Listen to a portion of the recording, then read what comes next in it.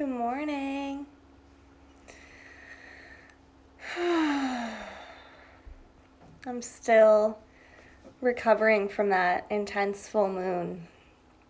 Feeling a little groggy this morning for sure. How's everybody doing? I hope you're doing well. I was not feeling like I wanted to get out of bed today.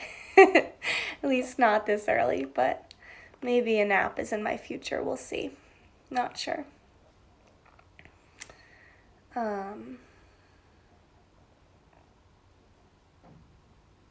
I participated in this beautiful lunar full moon flow with some Reiki and meditation led by Kathleen from the Moon and the Mat, a studio up in Beverly yesterday. I think it's still on their Facebook page. It was a Facebook Live event, so I would definitely check it out if you're looking for a nice restorative moon-themed yoga class because it was awesome. So I slept really, really well last night. Thank you so much, Kathleen. So I started shuffling my cards before I turned this on, and the star showed up. So I think this is another kind of morning where we have a one-card draw because there's so much to unpack with this beautiful card. The star, just like, the little poem, Starlight, Star Bright, First Star I See Tonight, talks about the star as a symbol of hope. It is number 17 in the major arcana, and it follows the tower. And if you've ever seen the tower card, especially in the Waite Rider Smith deck, let's see if I can find it here. The tower is a scary card. A lot of people get a little bit unsettled when they see this card. And we're definitely living in tower times right now. It's going to be like the very first card on the deck.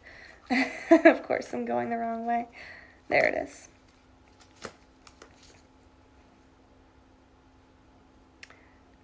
I think actually this was one of the first cards that I may have pulled when I started doing these yoga mat readings. So the tower is all about burning down what's not serving you,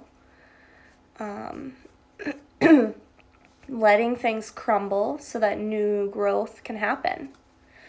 And the star is a symbol of that new growth.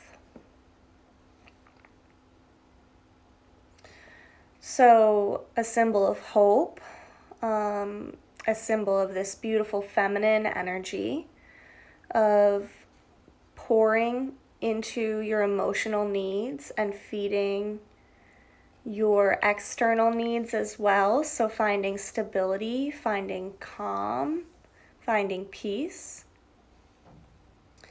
And this card actually has a little cardinal in the tree up here as well, kind of watching over this woman who's pouring from these two jugs of water.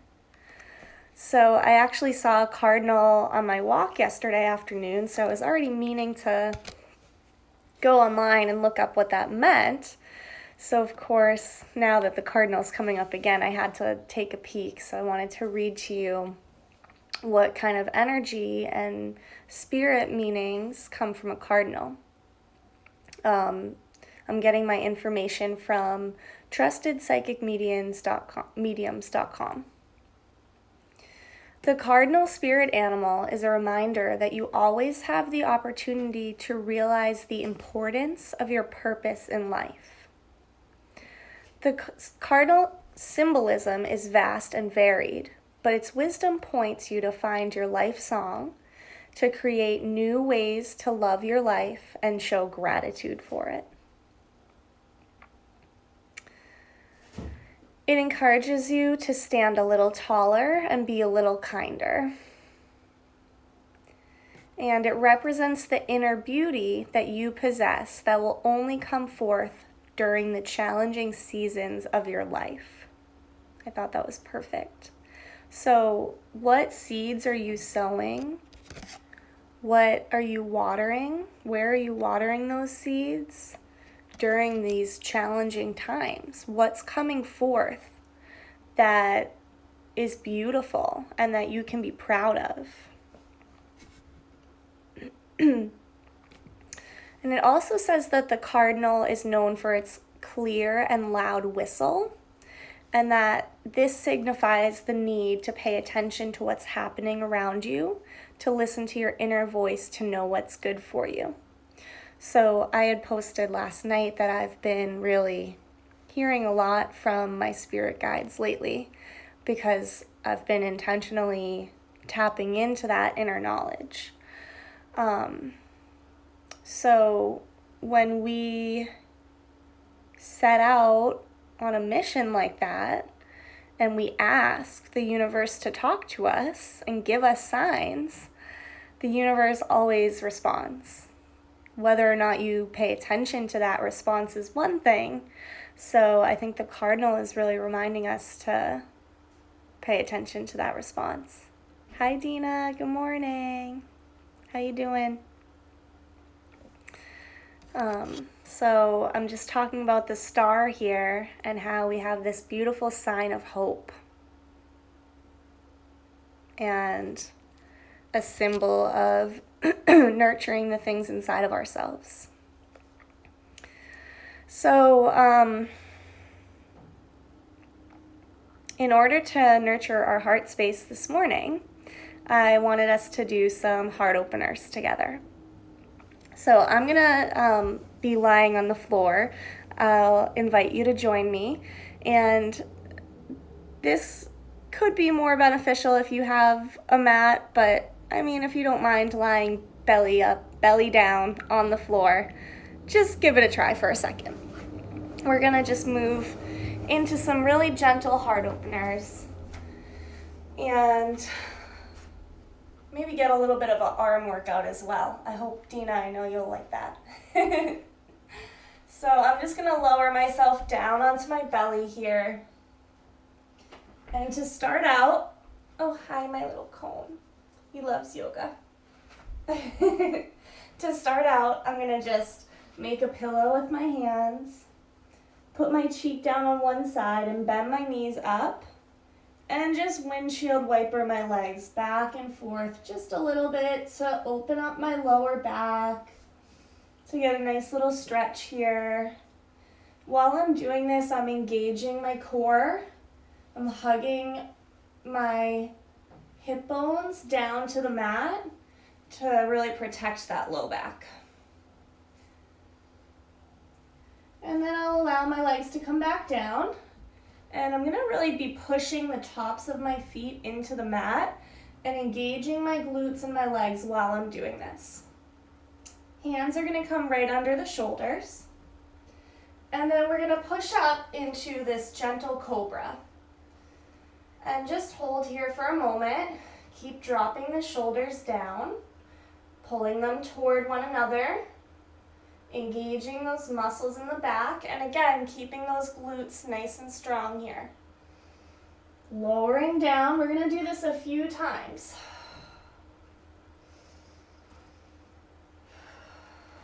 As you inhale, you lower, and as you exhale, you rise up.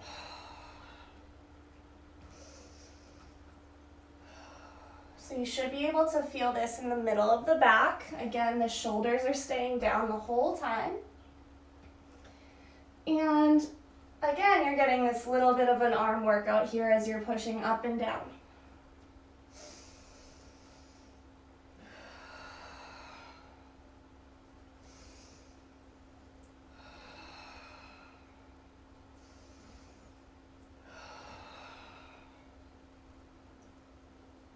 Here's a secret. This is also one of my back exercises because my back is very messed up right now. So thank you all for helping me commit to my exercises. All right, so now this time that we're up, we're gonna drop our elbows down to right where our hands were, right directly under the shoulder. And bring your hands to your elbows for a minute. They should be able to touch the outside of your elbows. That's how far apart your elbows should be. They'll be shoulder width distance. And then bring your hands out in front so that they're parallel, like they're making the number 11. This is Sphinx pose. And then you want to really open up your hands, put them flat on the mat, and then start to draw your hands toward you. You're not actually moving very much here, but you'll feel the shift when you're drawing and pulling the mat and your body, your hands towards you. Your body starts to come forward a bit. And again, we're being intentional about dropping down the shoulders and opening the heart here. Your gaze should be forward. Keep pushing into the top of your feet, keeping those legs engaged.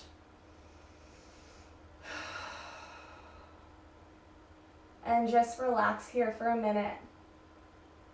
Heart openers are really great for waking us up, energizing the body, and just getting our heart rate up a little bit. Keep pushing away from the ground through your whole forearm and drawing those shoulders back and together. And then we'll bend one knee, look over the opposite shoulder and see if you can see your feet. And then go the other way. Let's do that for a few rounds. Don't collapse in the shoulders.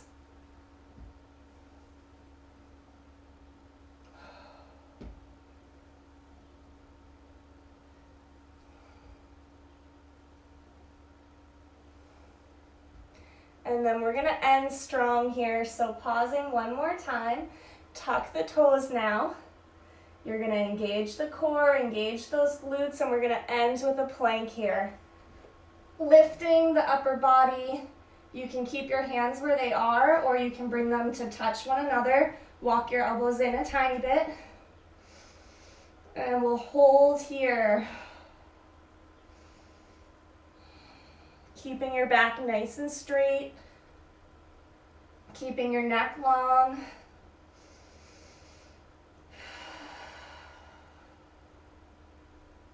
Keep holding, you got this. And then gently lower back down to the mat. We'll make the pillow with our hands one more time. Windshield wiper those legs. And then allow them to fall to one side, coming onto your side and back up. Thank you for joining me this morning.